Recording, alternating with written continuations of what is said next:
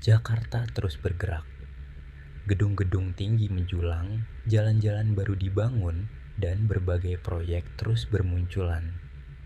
Kota ini bahkan membawa ambisi besar untuk menjadi kota global yang mampu bersaing dengan kota-kota besar dunia. Namun, di balik wajah modern tersebut, terdapat ruang-ruang yang menyimpan cerita berbeda.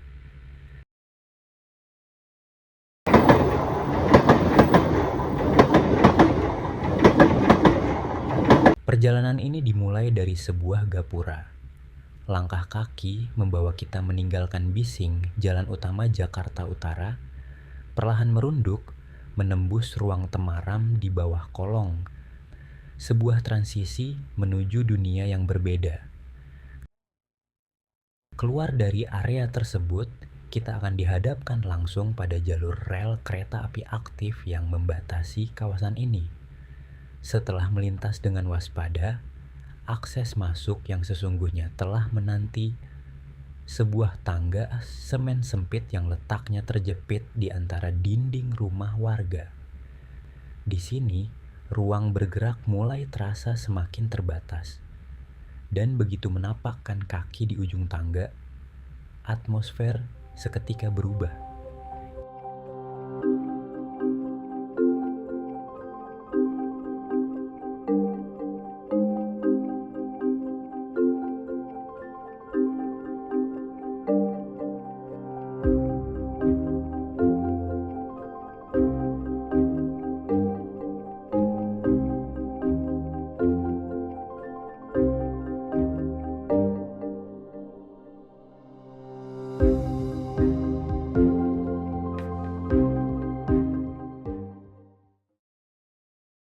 Kita tiba di jantung Kampung Tongkol. Di sini kita langsung disambut dengan udara yang pengap dan aroma yang khas seperti uap masakan dari dapur warga yang mengepul. Sinar matahari masuk secara miring, menyelinap di antara celah atap dan deretan jemuran. Dari pribadi saya dengan seluruh warga di sini, walaupun di sini memang banyak kekurangannya tentang pemasukan sinar matahari, tapi karena udah terbiasa merasa nyaman-nyaman aja, merasa karena beliau ini di pagi hari ini banyak kegiatan-kegiatan yang bekerja, terkecuali pas hari libur banyak juga orang yang ngejemurnya di atas jalan kereta api. Kalau ingin berjemur atau olahraga atau apa. Kalau untuk kenyamanan dan keamanannya udah di sinilah udah terbiasa aja warga semua di sini. Walaupun lingkungannya tanpa matahari, hanya sebagian sedikit yang ada kosong aja baru. Itu. Berarti sebenarnya nggak cukup mengganggu ya Pak? Tidak cukup mengganggu karena udah terbiasa. Masalahnya udah terbiasa. Iya, udah terbiasa. Oke. Walaupun berisiknya kereta bagaimana karena udah terbiasa. Nyaman-nyaman aja lah. Meskipun kekurangan sinar matahari, warga sudah terbiasa dengan kondisi ini. Aktivitas sehari-hari pun tetap berjalan dan tidak terasa menjadi hambatan yang berarti. Namun, kehidupan di Kampung Tongkol bukan hanya soal beradaptasi dengan lingkungan. Di balik lorong-lorong sempit dan minimnya sinar matahari, warga tetap berjuang memenuhi kebutuhan hidup. Lalu, bagaimana mereka mencari nafkah dan menghidupi keluarga di tengah kondisi seperti ini? Kemudian di sini banyak orang yang berjualan di kota tua. Walaupun keadaannya kurang nyaman, aman, sering itu paling mayoritas malam minggu yang bisa aktif berjualan di kota tua. Dan kedua di sini ada juga yang bekerja kantor, ada yang bekerja banyak juga yang mudik Semarang. Di sini ojek ya Pak, ojek kayak Grab, di sini banyak. Mayoritas di sini banyaknya orang yang bekerja dengan berjualan di kota tua. Kegiatan-kegiatan di Kampung Tongkol ini. Berarti nggak semuanya tuh di sekitar sini doang di ya Pak? sekitar sini ada pun juga yang di Tangerang yang apa, karena itu kan bawa mobil pribadi. Oh, bisa Pak di sini mobil? Ada, termasuk mantu saya aja kerjanya di daerah Dadap. Itu pakai mobil Pak berarti? Pakai mobil, ada antar jemput. Oh, kalau di sini biasanya mobil apa bisa masuk sini atau dijemputnya di sana? Bisa masuk ke dalam. Oh. Ada juga kalau memang kumpul, nanti ngumpulnya di jalan raya depan sana. Oh, berarti dijemputnya di jalan ya Pak? Iya. Kesibukan mencari nafkah membuat warga Kampung Tongkol beraktivitas di berbagai tempat.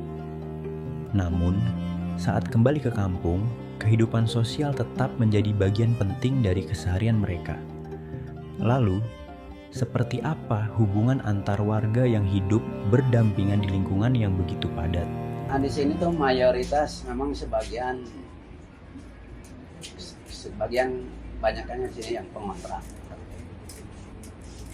Walaupun di sini desak-desakan kamar mandinya yang si pengontrak itu berbarengan, bergantian, tapi alhamdulillah kalau untuk kerukunan, kekompakan, kebersamaan, alhamdulillah di sini nyaman. Ya soal ada sedikit perselisihan, itu yang lumrah ya, namanya sifat manusia. Ya, tapi alhamdulillah di sini walaupun bermacam suku, Jawa, Sunda, ada orang Bugis, ada orang Batak, tapi alhamdulillah kerukunan, keamanan, alhamdulillah di sini kekompakan, kebersamaan di Kampung Tongkol ini alhamdulillah. Karena saya sendiri udah mantau langsung kayak macam kegiatan-kegiatan kita mau bangun musola ini dengan swadaya masyarakat.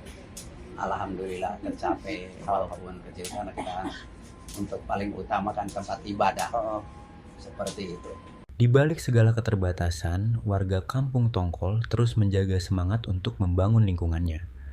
Lalu, harapan seperti apa yang mereka titipkan untuk masa depan kampung ini?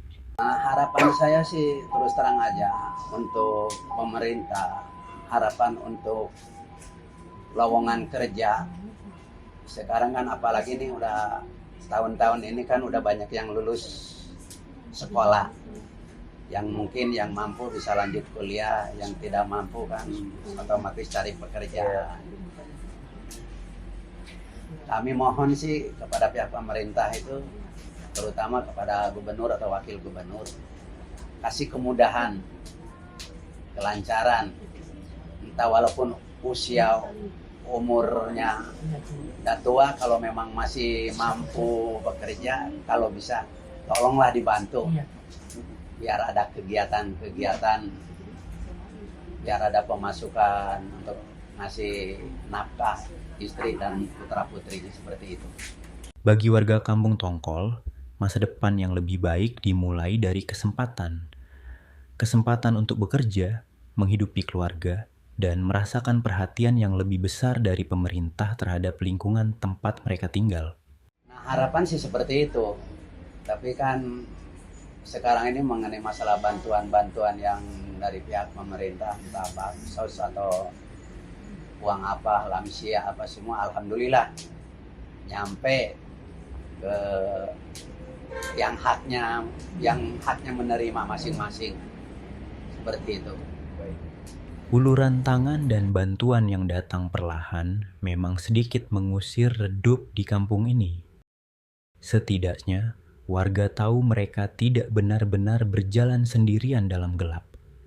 Namun, di balik dinding-dinding padat yang menyimpan sejarah panjang ini, sebuah tanya menggelitik. Mengapa tempat yang jauh dari pesisir ini dinamakan Kampung Tongkol? Kalau awal mulanya memang sih di sini ya hampir kebanyakan nama-nama ikan. Di sini jalan Tongkol, di sana ada jalan ekor kuning, ada jalan kakap gitu.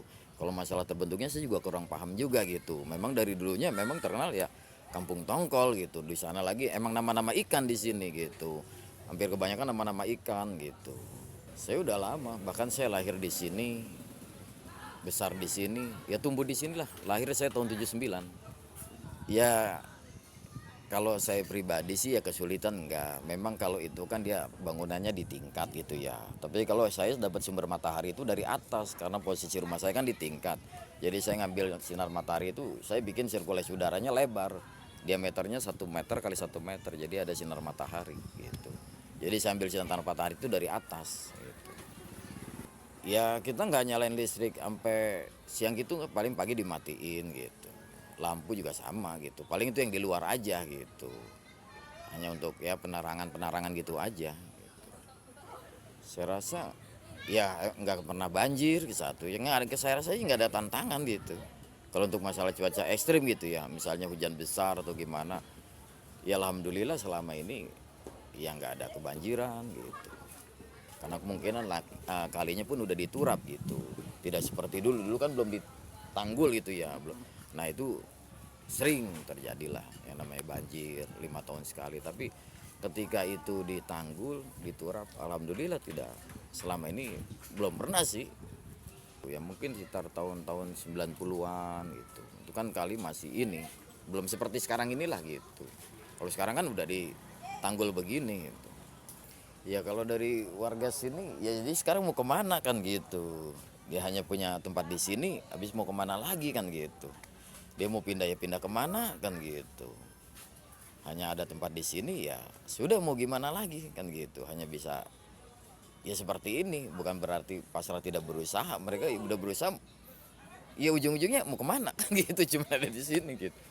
Kalau untuk perubahan besar ya untuk tahun-tahun ini alhamdulillah ada juga sih santunan-santunan ya, sembako dari ya ada, kemarin ada dari Basnas juga dia kurban, kemarin juga ada dari Mabes Polri juga ada sembako juga santunan.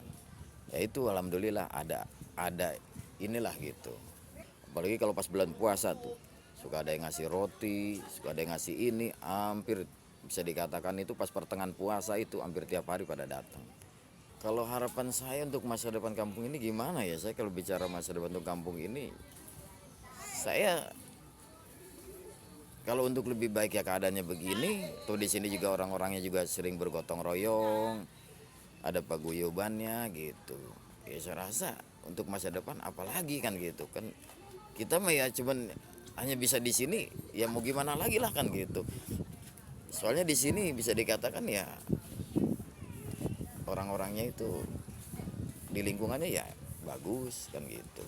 Mereka ada paguyuban, ada pengajian gitu, ada perkumpulan kan gitu. Kampung Tongkol adalah potret kehidupan di tengah padatnya kota Jakarta. Di balik gang-gang sempit, rumah-rumah yang berdempetan, dan minimnya sinar matahari, masyarakat tetap menjalani kehidupan dengan penuh semangat. Mereka bekerja, saling membantu, dan menjaga kerukunan meski berasal dari latar belakang yang berbeda. Gotong royong yang masih terpelihara menjadi bukti bahwa keterbatasan ruang tidak membatasi rasa kebersamaan. Namun, di balik semangat itu, masih ada harapan yang ingin mereka sampaikan. Harapan akan kesempatan kerja yang lebih luas, infrastruktur yang lebih baik, serta perhatian yang lebih besar dari pemerintah agar kualitas hidup masyarakat dapat terus meningkat. Pada akhirnya, Kampung Tongkol bukan hanya tentang keterbatasan yang dimilikinya. Kampung ini adalah tentang orang-orang yang memilih untuk tetap bertahan, saling menguatkan, dan terus berharap akan masa depan yang lebih baik. Sebab setiap sudut kota memiliki cerita dan setiap cerita layak untuk didengar,